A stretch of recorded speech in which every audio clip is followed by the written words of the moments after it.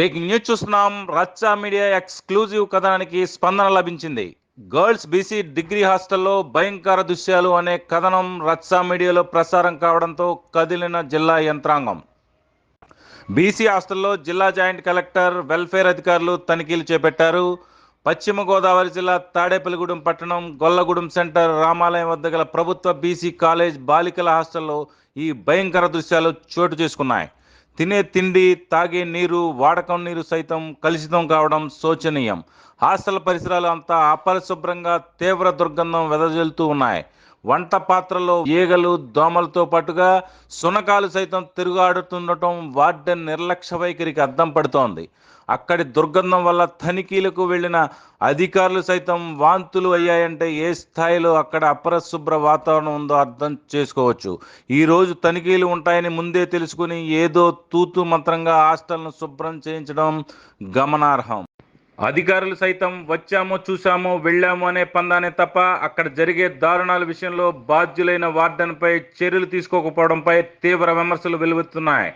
ఇటువంటి ఘటనలు పునరావృతం కాకుండా హాస్టల్ వార్డెన్కు హెచ్చరికలు మాత్రమే ఇచ్చామని అధికారులు అనడంపై ప్రజా సంఘాలు మండిపడుతున్నాయి.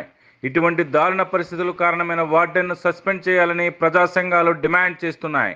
ఈ తనిఖీల్లో జాయింట్ కలెక్టర్ వెంట district incharge, welfare officer Ganapathi, incharge RDO BSN Reddy, tahsildar Sunil Kumar సిబ్బంది ఉన్నారు.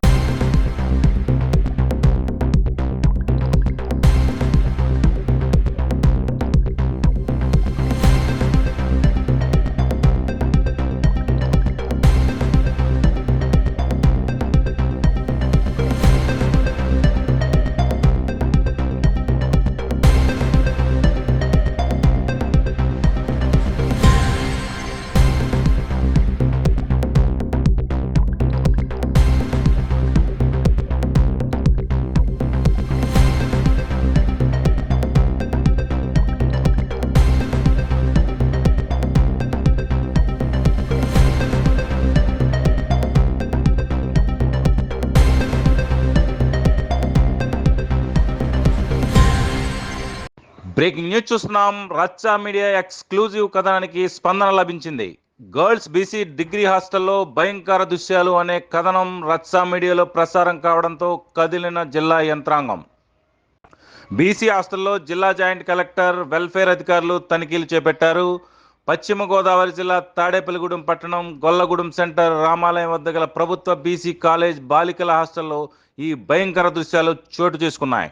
తినే తిండి, తాగే నీరు, వాడకం నీరు సైతం కలుషితం కావడం శోచనీయం. హాస్టల్ పరిసరాలు అంతా అపరిశుభ్రంగా తీవ్ర దుర్గంధం వెదజల్లుతూ ఉన్నాయి.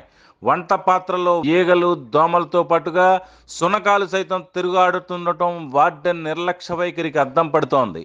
అక్కడి దుర్గంధం వల్ల తనిఖీలకు వెళ్లిన అధికారులు సైతం వాంతులు అయ్యాయంటే ఏ స్థాయిలో అక్కడ అపరిశుభ్ర వాతావరణం ఉందో అర్థం చేసుకోవచ్చు. ఈరోజు తనిఖీలు ఉంటాయని ముందే తెలుసుకుని ఏదో తూతు మంత్రంగా హాస్టల్ను శుభ్రం చేయించడం గమనార్హం. అధికారులు సైతం వచ్చామో చూసామో వెళ్ళామో అనే పందానే తప్ప అక్కడ జరిగే దారుణాల విషయంలో బాధ్యులైన వార్డెన్పై చర్యలు తీసుకోకపోవడంపై తీవ్ర విమర్శలు వెలువెత్తున్నాయి. ఇటువంటి ఘటనలు పునరావృతం కాకుండా హాస్టల్ వార్డెన్కు హెచ్చరికలు మాత్రమే ఇచ్చామని అధికారులు అనడంపై ప్రజా సంఘాలు మండిపడుతున్నాయి. ఇటువంటి దారుణ పరిస్థితులు కారణమైన వార్డెన్ను సస్పెండ్ చేయాలని ప్రజా సంఘాలు డిమాండ్ చేస్తున్నాయి. ఈ తనిఖీల్లో జాయింట్ కలెక్టర్ వెంట district incharge, welfare officer Ganapathi, incharge RDO BSN Reddy, tahsildar Sunil Kumar సిబ్బంది ఉన్నారు. ఎస్టర్డే నాడు హ్యూమన్ రైట్స్ చైర్మన్ మేడం గారు హాస్టల్ విజిట్ చేశారండి. హాస్టల్ విజిట్ చేసి కొన్ని విషయాలు ఐడెంటిఫై చేసి చెప్పారు. ఈరోజు ఆల్రెడీ ఎస్డబ్ల్యూ గారితోనూ, తర్వాత సిబ్బందితోనూ, అందరితోనూ కూడా మా divisional Bhimavaram divisional BC welfare officer గారు అందరం కూర్చుని పిల్లలకి ఎటువంటి సమస్య లేకుండా మెనూ విషయంలో కానీ, శానిటేషన్ విషయంలో కానీ వాళ్ళకి పరిశుభ్రంగా ఉండేటట్లు అందరికీ కూడా ఇన్స్ట్రక్షన్స్ ఇచ్చామండి.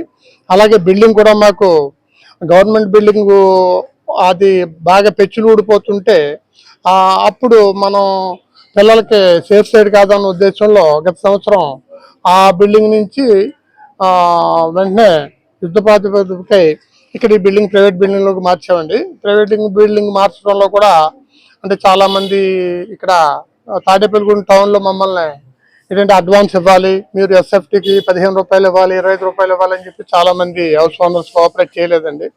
ఈ హౌస్ ఓనర్ గారికి చెప్పాం, ప్రాక్టికల్ డిఫికల్టీస్ అని చెప్పాం.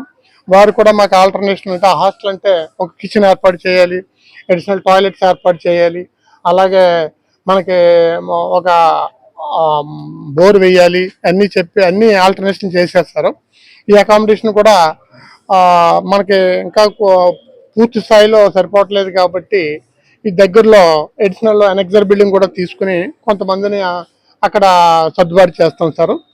ఇక ఈ ఎస్డబ్ల్యూ గారికి కన్సర్న్ హాస్టల్ ఎస్డబ్ల్యూకి క్లాస్ 4 స్టాఫ్ ముగ్గురికి కూడా మొత్తం నలుగురికి కూడా మా భీమవరం డివిజనల్ ఆఫీసర్ గారు నేను కూడా స్ట్రిక్ట్గా ఇన్స్ట్రక్షన్స్ ఇచ్చాం సార్. ఏదైనా లోపాలు ఉంటే మాత్రం ఇమీడియట్గా కూడా కన్స్ట్రక్షన్ చర్యలు తీసుకుంటాం సార్.